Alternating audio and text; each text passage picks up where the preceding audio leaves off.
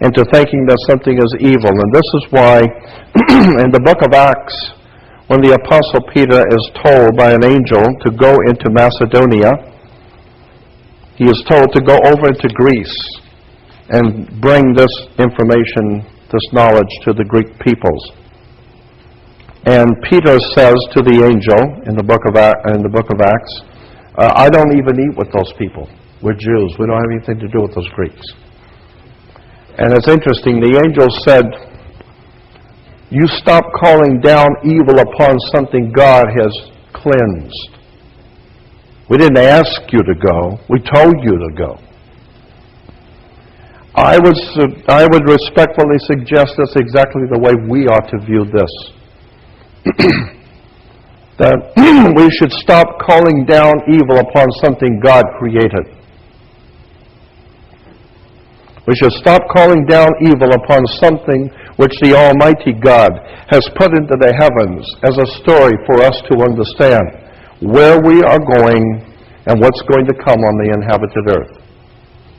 Because I'm telling you that there are some very serious things beginning to come into focus, and things are going to start happening very soon. And if you understood Astro-Theology and understood the symbols in the zodiac, you would begin to see what's coming. Why did Judas go out and kiss Jesus? Do you recall that in the Bible? Jesus went out, when Jesus was going to be arrested, Judas went out and kissed him. What are we talking about? A grown man going out and kissing another one? Why? The Christians will tell you that Judas went out and kissed Jesus to identify him. Logic alone, if you just use a little intelligence, would tell you that's absolutely outrageous. Nothing could be further from the truth. The little town in which Jesus would have been was not Chicago's South Side. You know, it's just a little Mickey Mouse, little establishment out in the desert, and there's only 200 or 300 people living in that little village. And a man that supposedly is healing the sick and raising the dead so that even Caesar in Rome knows about him. You mean that somebody's got to tell me where he is and identify him? What are you kidding? Identify? There's only 600 people in the whole county, right? Everybody knows who he is.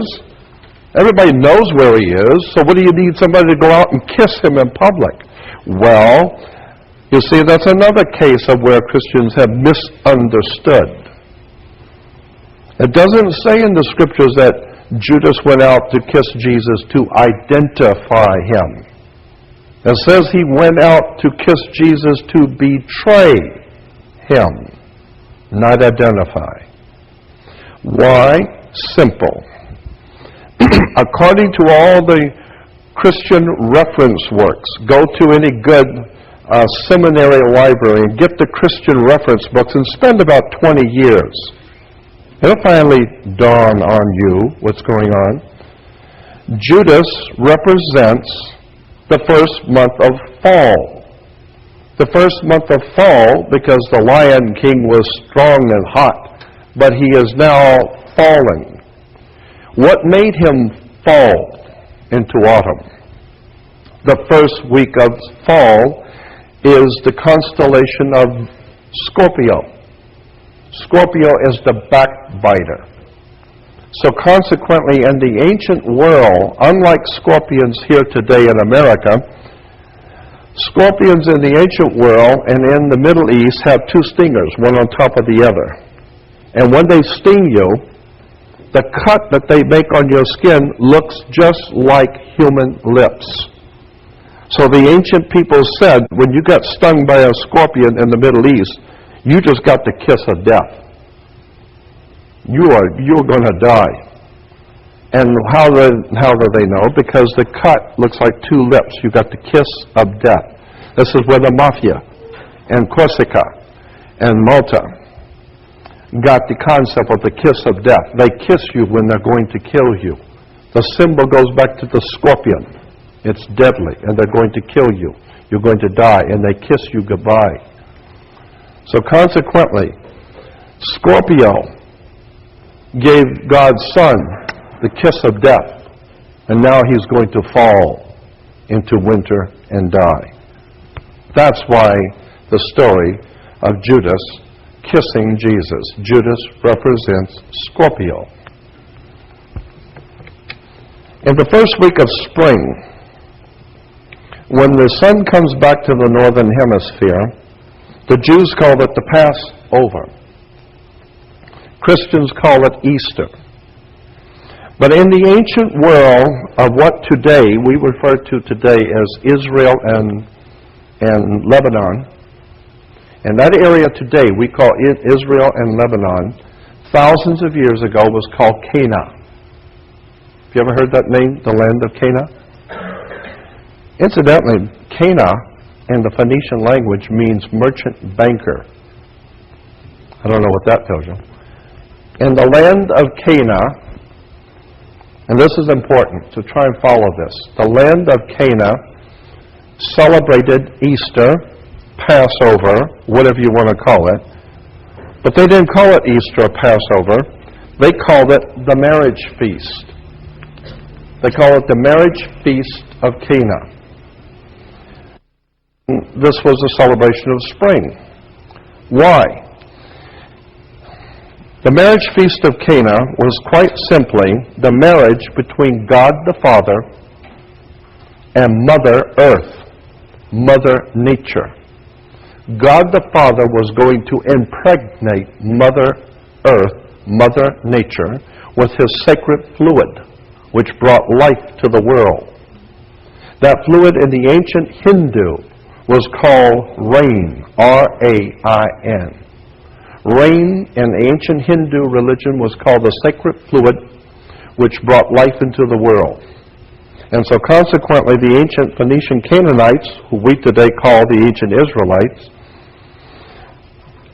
celebrated something called the marriage feast of Cana. The marriage feast of Cana was quite simply the marriage between God the Father and Mother Nature, Mother Earth.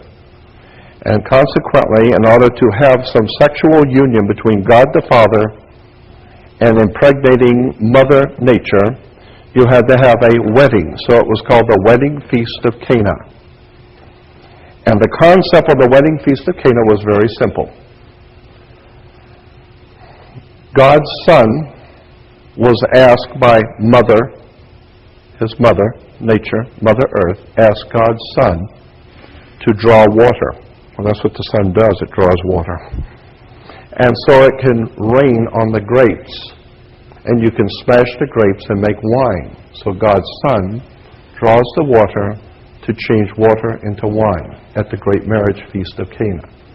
The Son draws the water, it rains on the grapes, they smash the grapes, and they make wine. God's Son has changed water into wine. All of these concepts and ideas, as I said, we're told that Jesus said, "In my Father's house are many mansions." Another mistranslation. That's not what it says in the original. When we hear that Jesus said, "In my Father's house are many mansions," no. The heavens were, to the Phoenician Canaanites, the heavens were referred to as the temple of God. The heavens declare the temple of God. This is where God exists, is in the heavens. So consequently, in the New Testament, it is a mistranslation to say, "In my Father's house are many mansions." That doesn't make any sense to anyone.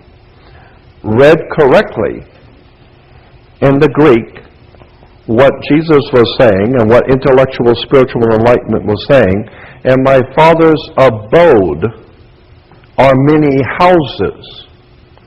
Not "in my Father's house are many mansions," but "in my Father's abode are many houses." Yeah, like 12 houses of the zodiac. And on the Last Supper, Jesus